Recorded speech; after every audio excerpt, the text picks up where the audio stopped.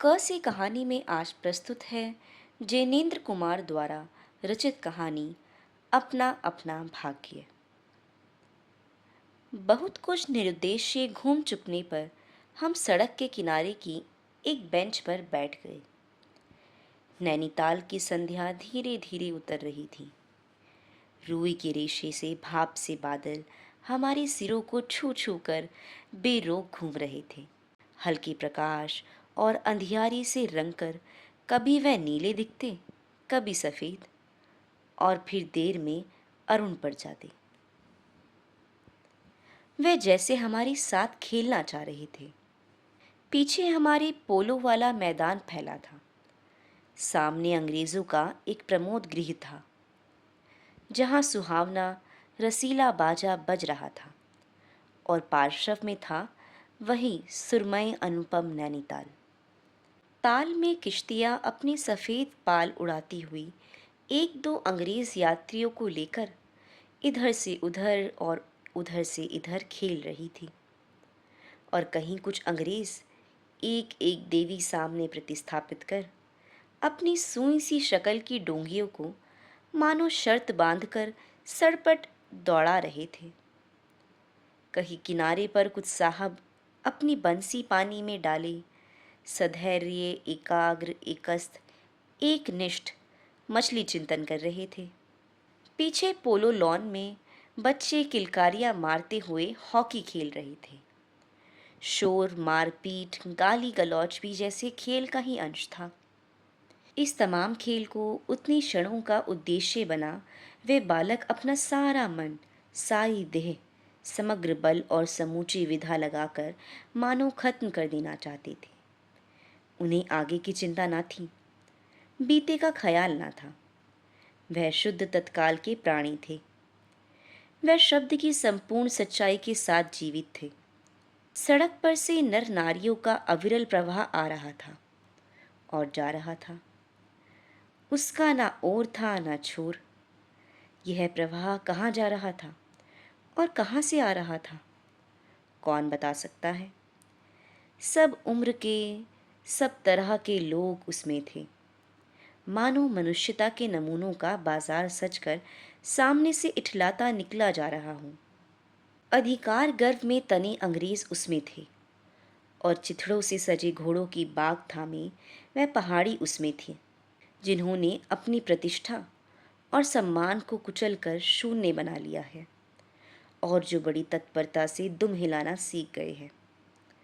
भागते खेलते हंसते शरारत करते लाल लाल अंग्रेज बच्चे थे, और पीली पीली आंखें फाड़े पिता की उंगली पकड़कर चलते हुए अपने हिंदुस्तानी नौनिहाल भी थे। अंग्रेज पिता थे जो अपने बच्चों के साथ भाग रहे थे, हंस रहे थे और खेल रहे थे। उधर भारतीय पितृदेव भी थे, जो बुजुर्गी को अपने चारों तरफ लपेटे धन संपन्नता के लक्षणों का प्रदर्शन करते हुए चल रहे थे। अंग्रेज रमणियां थी जो धीरे धीरे नहीं चलती थी, तेज चलती थी। उन्हें ना चलने में थकावट आती थी, ना हंसने में लाज आती थी। कसरत के नाम पर घोड़े पर भी बैठ सकती थी, और घोड़े के साथ ही साथ जरा जी होते ही किसी हिंदुस्तानी पर कोड़े भी फटकार सकती थी। वह दो दो, तीन तीन, चार चार की टोलियों में निशंक, निरापद, इस प्रवाह में मानो अपने स्थान को जानती हुई सड़क पर चली जा रही थी। उधर हमारी भारत की कुल लक्ष्मियां सड़क के बिल्कुल किनारे किनारे दामन बचाती और संभालती हुई साड़ी की कई तहों में सिमट सिमट कर लोक लाज, स्त्रीत्व और भारतीय गरिमा के आदर्श को अपने परिवेष्टनों में छिपाकर सहमी सहमी धरती में आंख गाड़ी कदम कदम बढ़ रही थी। इसके साथ ही भारतीयता का एक और नमूना था। अपने कालेपन को खुरच खुरच कर बहा देने की इच्छा करने वाला अंग्रेजी दा पुरुषोत्तम भी थे, जो नेटिवों को देखकर मुंह फेर लेते थे और अंग्रेज को देखकर आंखें बिछा देते थे और दुम हिलाने लगते थे। वैसे वे अकड़ कर चलते थे, मानो भारत भूमि को इसी अकड़ के साथ कुचल कुचल कर चलने का उन्हें अधिकार मिला है। घंटे के घंटे सरक गए, अंधकार गाढ़ा हो गया, बादल सफ़ेद होकर जम गए, मनुष्यों का वह तांता एक एक कर क्षीण हो गया। अब इक्का दुक्का आदमी सड़क पर छतरी लगाकर निकल रहा था। हम वहीं के वहीं बैठे थे। सर्दी सी मालूम हुई, हमारे ओवरकोट भीग गए थे। पीछे फिरकर देखा, यह लॉन बर्फ की चादर की तरह बिल्कुल स्तब्ध और सुन्न पड़ा था। सब सन्नाटा था। तल्ली लाल की बिजली की रोशनियां दीप मालिका सी जगमगा रही थी। वह जगमगाहट 2 मील तक फैले हुए प्रकृति के जल दर्पण पर प्रतिबिंबित हो रही थी, और दर्पण का कांपता हुआ, लहरें लेता हुआ वह जल प्रतिबिंबों को 100 गुना, 1000 गुना करके उनके प्रकाश को मानो एकत्र और पूंजीभूत करके व्याप्त कर रहा था। पहाड़ों के सिर पर की रोशनियां तारों सी जान पड़ती थीं। हमारे देखते देखते एक घने पर्दे ने आकर इन सब को ढक दिया। रोशनियां मानो मर गई, जगमगाहट लुप्त हो गई। वह काले काले भूत से पहाड़ भी इस सफ़ेद पर्दे के पीछे छिप गए। पास की वस्तु भी ना दिखने लगी, मानो यह घनीभूत प्रलय थी। सब कुछ इस घनी गहरी सफ़ेदी में दब गया। एक शुभ्र महासागर ने फैलकर संस्कृति के सारे अस्तित्व को डुबो दिया। ऊपर नीचे चारों तरफ वह निर्भेद्य सफ़ेद शून्यता ही फैली हुई थी। ऐसा घना कोहरा हमने कभी ना देखा था।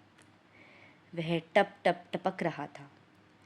मार्ग अब बिल्कुल निर्जन चुप था। वह प्रवाह न जाने किन घोंसलों में जा छिपा था। उस बृहदाकार शुभ्र शून्य में कहीं से 11 बार टन टन हो उठा, जैसे कहीं दूर कब्र में से आवाज आ रही हो। हम अपने अपने होटलों के लिए चल दिए। रास्ते में 2 मित्रों का होटल मिला। दोनों वकील मित्र छुट्टी लेकर चले गए। हम दोनों आगे बढ़े। हमारा होटल आगे था। ताल के किनारे किनारे हम चल रहे थे। हमारे ओवरकोट तर हो गए थे। बारिश नहीं मालूम होती थी, पर वहाँ तो ऊपर नीचे हवा से कड़ कड़ में बारिश थी। सर्दी इतनी थी कि सोचा कोट पर एक कंबल और होता तो अच्छा होता। रास्ते में ताल के बिल्कुल किनारे पर बेंच पड़ी थी। मैं जी में बेचैन हो रहा था। झटपट होटल पहुंचकर इन भीगे कपड़ों से छुट्टी पा गर्म बिस्तर में छिपकर सो रहना चाहता था। पर साथ के मित्र की सनक कब उठेगी, कब थमेगी, इसका क्या कुछ ठिकाना है। और वह कैसी क्या होगी, इसका भी कुछ अंदाज है। उन्होंने कहा, आओ ज़रा यहाँ बैठी। हम उस चूते कुहरे में रात के ठीक 1 बजे तालाब के किनारे उस भीगी बर्फीली ठंडी हो रही लोहे की बेंच पर बैठ गए। 5, 10, 15 मिनट हो गए। मित्र के उठने का इरादा ना मालूम हुआ। मैंने खिजलाकर कहा, चलिए भी, अरे ज़रा बैठो भी।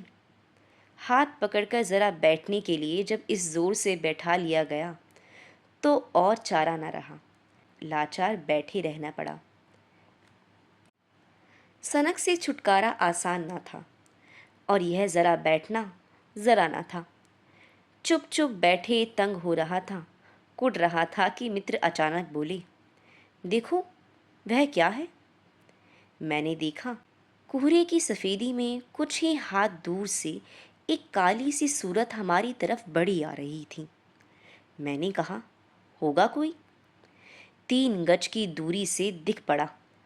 एक लड़का सिर के बड़े बड़े बालों को खुजलाता चला आ रहा है। नंगे पैर है, नंगे सिर। एक मैली सी कमीज लटकाए है। पैर उसके न जाने कहाँ पड़ रहे थे, और वह न जाने कहाँ जा रहा है, कहाँ जाना चाहता है। उसके कदमों में जैसे कोई ना अगला है ना पिछला, न दाया है न बाया। पास ही चुंगे की लालटेन के छोटे से प्रकाश वृत्त में देखा, कोई 10 बरस का होगा। गोरे रंग का है, पर मैल से काला पड़ गया है। आंखें अच्छी बड़ी पर सूनी है।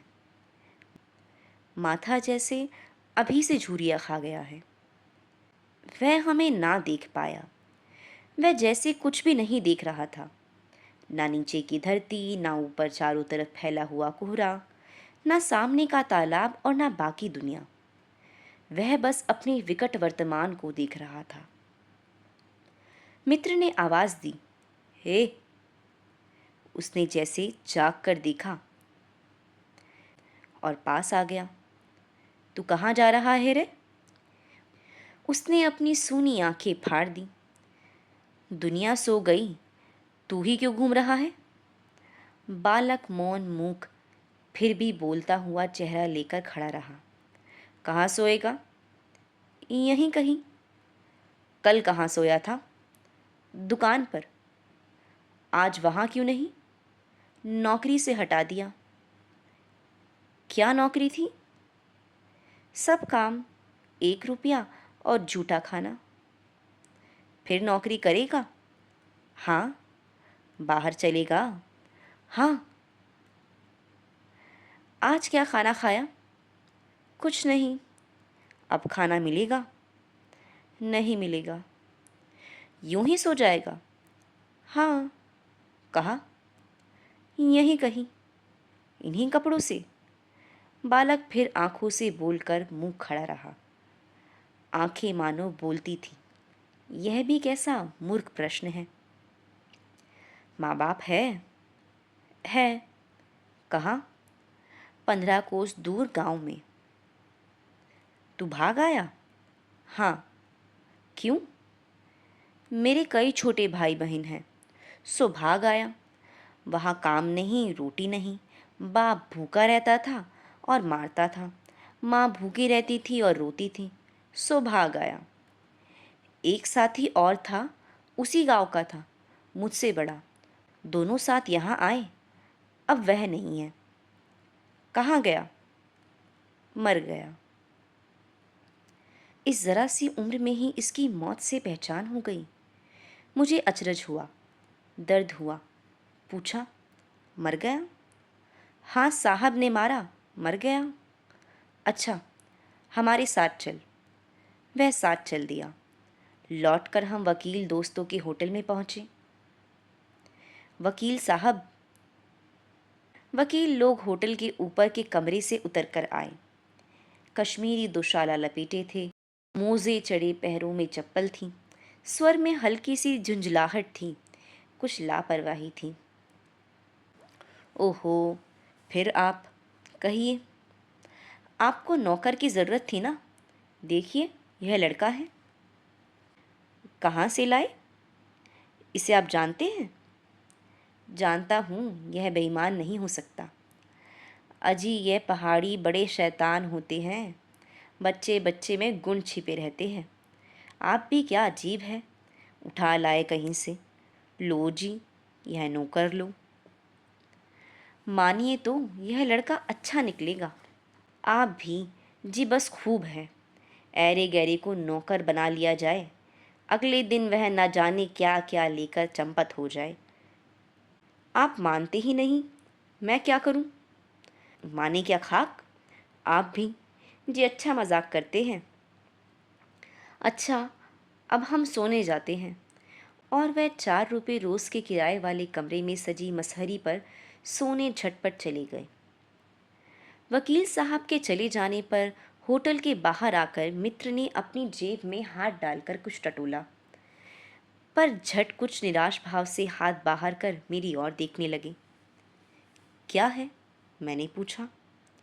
इसे खाने के लिए कुछ देना चाहता था, अंग्रेजी में मित्र ने कहा, मगर 10-10 के नोट हैं। नोट ही शायद मेरे पास है, देखूं। सचमुच मेरी जेब में भी नोट ही थे। हम फिर अंग्रेजी में बोलने लगे। लड़के के दांत बीच बीच में कटकटा उठते थे। कड़ाके की सर्दी थी। मित्र ने पूछा, तब? मैंने कहा, 10 का नोट ही दे दो। सक पकाकर मित्र मेरा मुंह देखने लगे। अरे यार, बजट बिगड़ जाएगा। हृदय में जितनी दया है, पास में उतने पैसे तो नहीं हैं। तो जाने दो, यह दया ही इस ज़माने में बहुत है, मैंने कहा। मित्र चुप रहे। जैसे कुछ सोचते रहे। फिर लड़के से बोले, अब आज तो कुछ नहीं हो सकता, कल मिलना। वह होटल डी पब जानता है, वहीं कल 10 बजे मिलेगा। हाँ, कुछ काम देंगे हुजूर। हाँ हाँ, ढूंढ दूंगा। तो जाऊं? लड़के ने निराश आशा से पूछा। हाँ, ठंडी सांस खींचकर मित्र ने कहा। कहाँ सोएगा? यहीं कहीं, बेंच पर, पेड़ के नीचे, किसी दुकान की भट्टी में। बालक कुछ ठहरा। मैं असमंजस में रहा। तब वह प्रेत गति से एक और बढ़ा और कोहरे में मिल गया। हम भी होटल की ओर बढ़े। हवा तीखी थी, हमारे कोटों को पार कर बदन में तीर सी लगती थी। सिकुड़ते हुए मित्र ने कहा, भयानक शीत है, उसके पास बहुत कम कपड़े हैं। यह संसार है यार, मैंने स्वार्थ की फिलॉसफी सुनाई। चलो, पहले बिस्तर में गर्म हो लो, फिर किसी और की चिंता करना। उदास होकर मित्र ने कहा, स्वार्थ, जो कहूँ, लाचारी कहूँ, निठुराई कहूँ या बेहयाई। दूसरे दिन नैनीताल स्वर्ग के किसी काले गुलाम पशु के दुलारी का वह बेटा, वह बालक निश्चिंत समय पर हमारे होटल डिपव में नहीं आया। हम अपनी नैनीताल सैर खुशी खुशी खत्म कर चलने को हुए। उस लड़के की आस लगाते बैठे रहने की ज़रूरत हमने ना समझी। मोटर में सवार होते ही थे कि यह समाचार मिला कि पिछली रात एक पहाड़ी बालक सड़क के किनारे पेड़ के नीचे ठिठुर कर मर गया। मरने के लिए उसे वही जगह, वही 10 बरस की उम्र और वही काले चिथड़ों की कमीज़ मिली। आदमियों की दुनिया ने बस यही उपहार उसके पास छोड़ा था। पर बताने वालों ने बताया कि गरीब के मुंह पर, छाती, मुट्ठी और पैरों पर बर्फ की हल्की सी चादर चिपक गई थी। मानो दुनिया की बेहयाई ढकने के लिए प्रकृति ने शव के लिए सफ़ेद और ठंडे कफन का प्रबंध कर दिया था। सब सुना और सोचा, अपना अपना भाग्य।